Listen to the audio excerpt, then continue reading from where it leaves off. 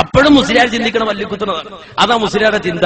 ഇത് ശിർക്കാണ്, അത് ഒഴിവാക്കണം, അത് കുഫ്രാണ്, അത് മാറ്റിവെക്കണം. റബ്ബിനോട് മാത്രം പ്രാർത്ഥന. ആ തത്തം പഠിക്കല്ല, നേരെ മറിച്ച് ബിരിയാണി തിരുന്ന കാര്യം ആലോചിക്കാം മുസ്ലിയാർ.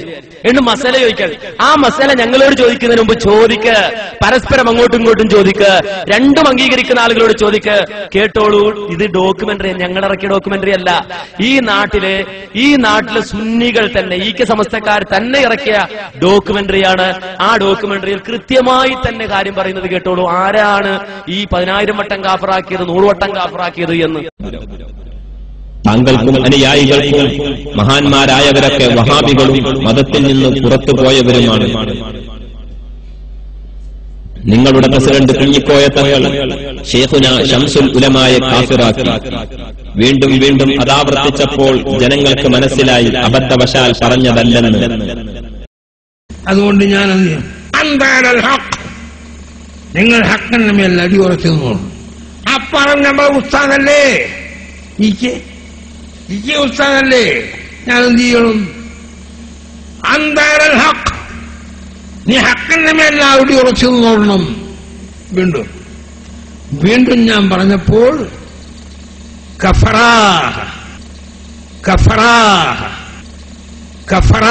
മുസ്ലിം ലോകം ഞെട്ടിത്തെറിച്ചുപോയി.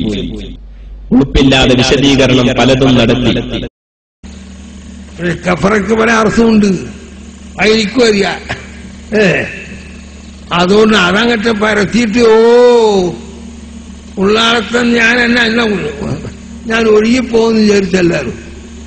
പ്രസിഡന്റിനോ അവർക്ക് വല്ല കത്തും കൊത്തൊക്കെ വന്നു. പറഞ്ഞവനൊക്കെ എവിടെ പോയി? എവിടെ? അതിന്റെ ഉപഹാരമായി താജുൽ ഉലമ പട്ടം ഉള്ളാൾ തങ്ങൾക്ക് നിങ്ങൾ നൽകി. എന്നാലും തങ്ങളെ നാട്ടിക ഉസ്താദിന്റെ വാക്കുകൾക്ക് മറുപടി നൽകാൻ ഇപ്പോഴും നിങ്ങൾക്കായിട്ടില്ലല്ലോ. അദ്ദേഹത്തിന്റെ പ്രസംഗത്തിൽ അദ്ദേഹത്തെക്കുറിച്ച് പറഞ്ഞു, മൂപ്പര് ഹക്കിന്റെ മേലാണ്. അത് ഉള്ളാൾ തങ്ങളെ ഹക്കിന്റെ മേലാണ്. ശംസുൽ ഉലമയോ പിഴച്ചുപോയി വഖദ് കഫറ, പിഴച്ചുപോയി ലല്ല എന്ന് പറയുകയും അതിനോട് മഅ്തൂഫായി വഖദ് കഫറ എന്ന് പറയുകയും ചെയ്താൽ ലല്ലയുടെ ശേഷം പറഞ്ഞ കഫറയുടെ അർത്ഥം എന്താണ്? കൊന്നു തങ്ങളെ. എന്താണ്? മാത്രമല്ല അദ്ദേഹം ഹക്കിന്റെ മേലാണെന്ന് പറഞ്ഞു. ഹക്കിന്റെ മേലാണെന്ന് പറഞ്ഞ ശേഷം പറയുന്ന കുഫറിന്റെ അർത്ഥം എന്താണ്? പൊന്നുതങ്ങള് ഹക്കിന്റെ എതിരിൽ പറയുമ്പോൾ ഇതിന്റെ തിക്തഫലം എന്താണെന്ന് നിങ്ങൾ മറന്നുപോയോ തങ്ങളെ? ഞങ്ങളല്ല, നിങ്ങളുടെ തന്നെ പൊന്മളക്കാരൻ അനുയായി നിങ്ങൾക്കത് പഠിപ്പിച്ചു തരുന്നു. കേട്ടോളൂ.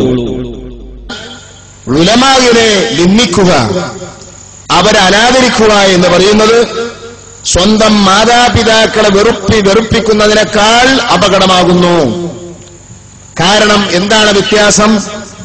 ഇവർക്ക് തൗബക്കുള്ള തൗഫീക്ക് വരെ ഇല്ലാതെയായിപ്പോവും.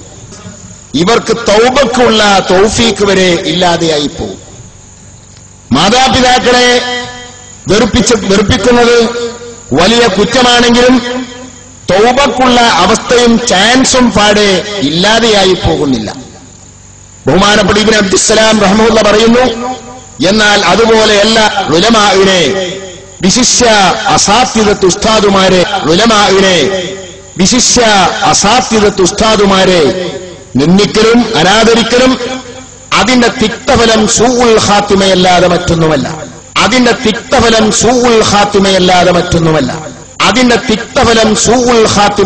മറ്റൊന്നുമല്ല.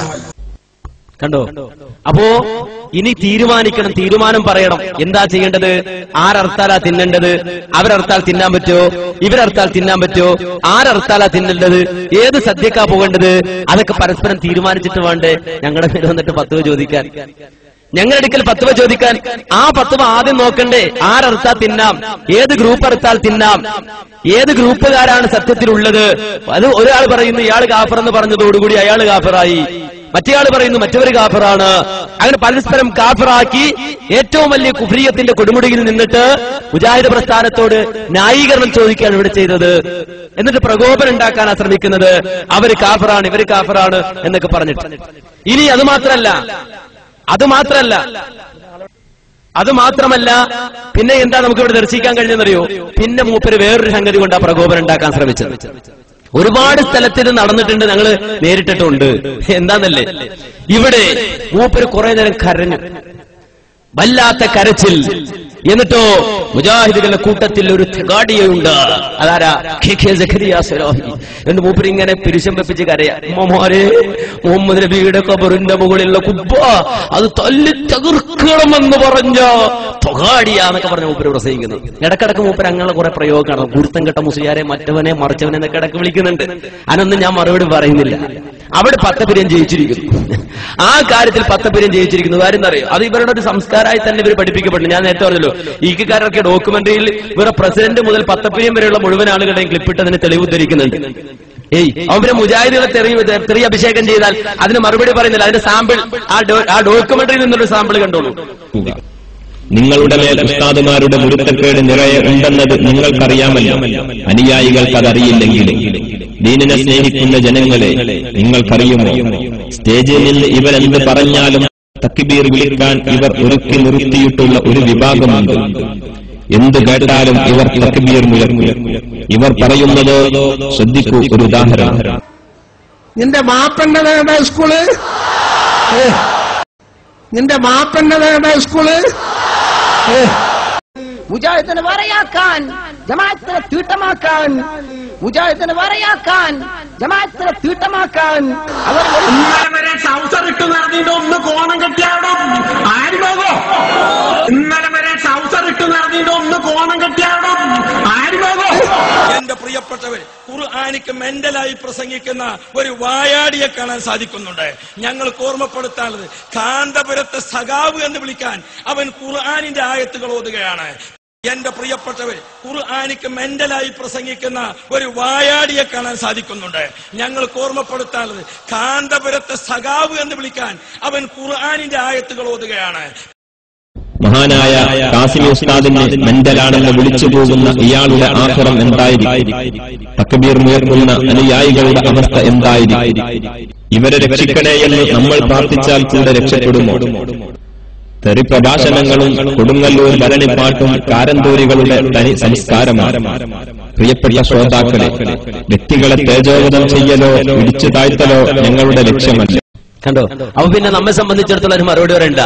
സ്വന്തം ഗ്രൂപ്പ് അപ്പുറത്തിപ്പുറത്ത് വേറെ വലിയ അഭിപ്രായ വ്യത്യാസമൊന്നുമില്ല. ചെറിയ അഭിപ്രായ വ്യത്യാസമുള്ള ആളുകളെ പോലും പച്ചക്ക് വിളിക്കുകയാണ്. ആ രൂപത്തിലുള്ള പ്രയോഗങ്ങളാണ്.